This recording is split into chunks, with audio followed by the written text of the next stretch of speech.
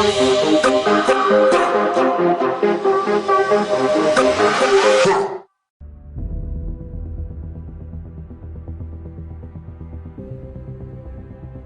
life, we all ask the questions, why me? Why now? And why did this happen to me? But if we are honest with ourselves, as we keep living, we realize it had to happen. Why? Fate, purpose, destiny. In the long-anticipated release from G4 Life Publishing Company, author Terrence Williams takes us on a journey of some of life's lessons he has learned. On this journey, we find lessons which include makeover, it wasn't all her fault, legacy, and moving forward backwards. He encourages the reader to embrace the reality we all must face at some point in life, that whether you believe it or not, it had to happen.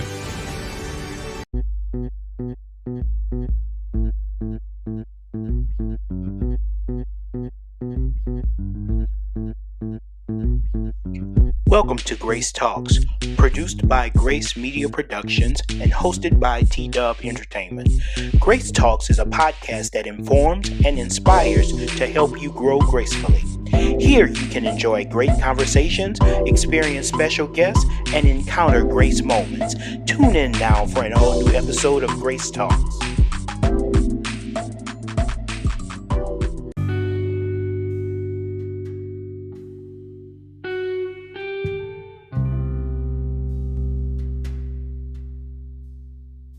Chapter 5. I Let It Go. Let it go of the past, but keep the lessons it taught you. Chiara Gizzi. The phrase, let it go, has become almost cliché in our time. Young and old people are saying it.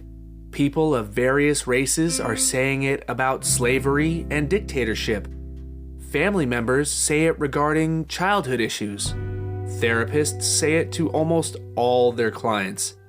It's being heard everywhere. But are we really listening? Are we really applying this principle? I am happy to say I am now. But it hasn't always been that way. I came from a background where I was catered to in so many different ways by so many different people. Okay, I will be more specific. I was catered to by women, and it happened everywhere. Home, women gave me food, cleaned my dishes, washed my clothes, ironed my clothes, gave me money, wiped my tears, took care of my bruises, etc.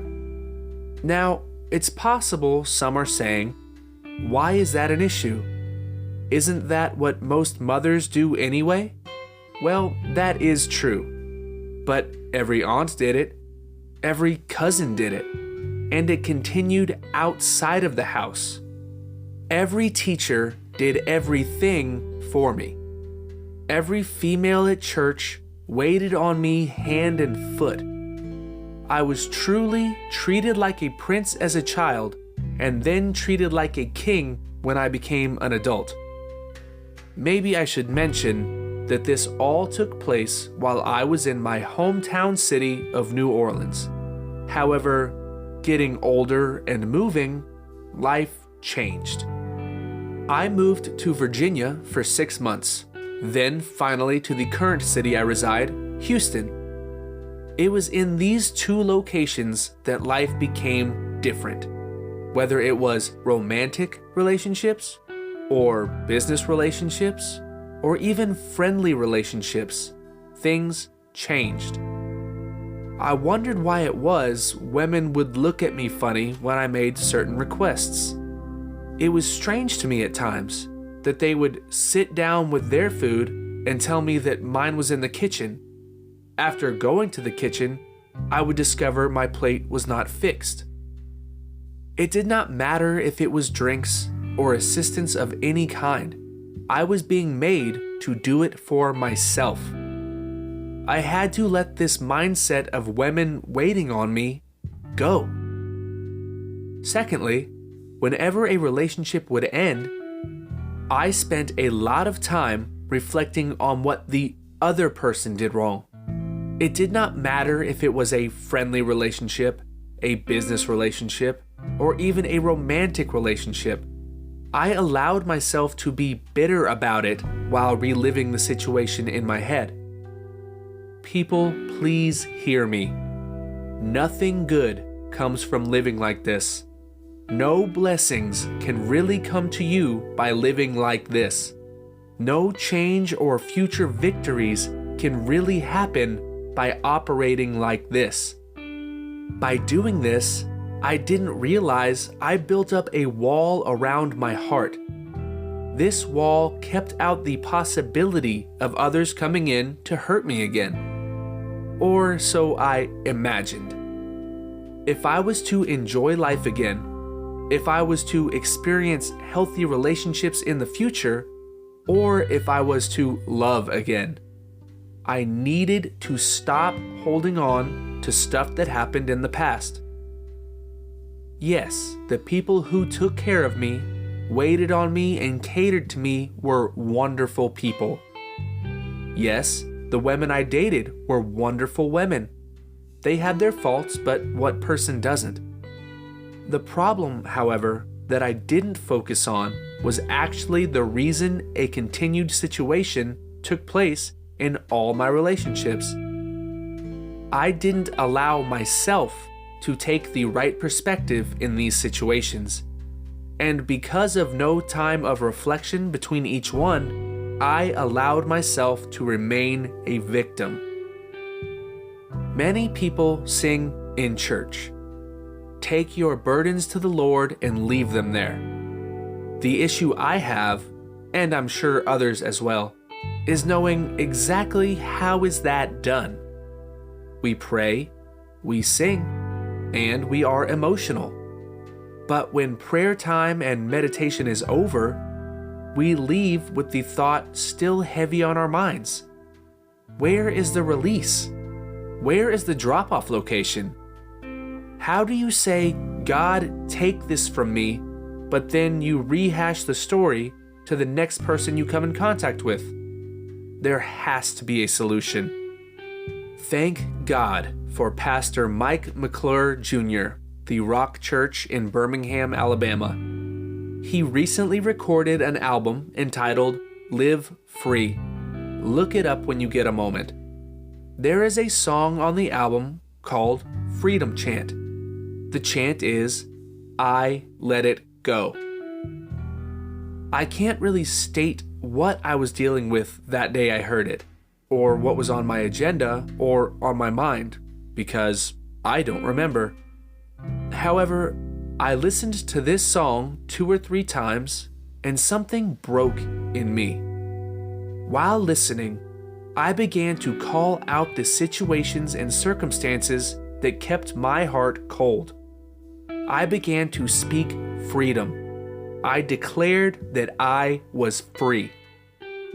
Every person, situation, and circumstance that I allowed to hold me in bondage was gone.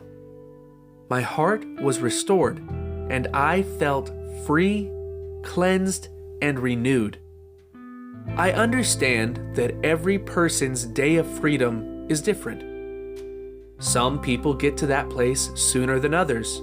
Some never hold on to anything, so theirs is an immediate freedom, while there may be others whose freedom is a process over a period of time. Whatever you may be facing today, please take some time to reflect and evaluate it. It may hurt to revisit it, but I promise you, once you begin to call it out or speak the person's names out, you will begin to feel free. For some people, you may have to be like me and listen to a song that evokes or connects specifically with the situation, and then you can start the healing process. Whatever your manner is for getting to that point, please know you will have to speak your freedom into existence. God is able to deliver you from anything. However, you must remember what scriptures teach us. Proverbs 18:21 reads, "Death and life are in the power of the tongue." Though your tears are a part of healing, your mouth completes the process. Allow yourself to let it go today. Don't allow yourself to be stubborn like I was for a long period of time because of pride, generational curses, or a grudge. Let it go.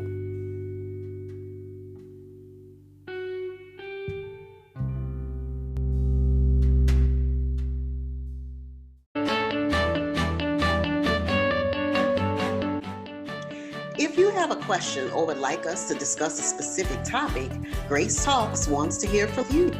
You can email us at gracetalks@graceforlife.com.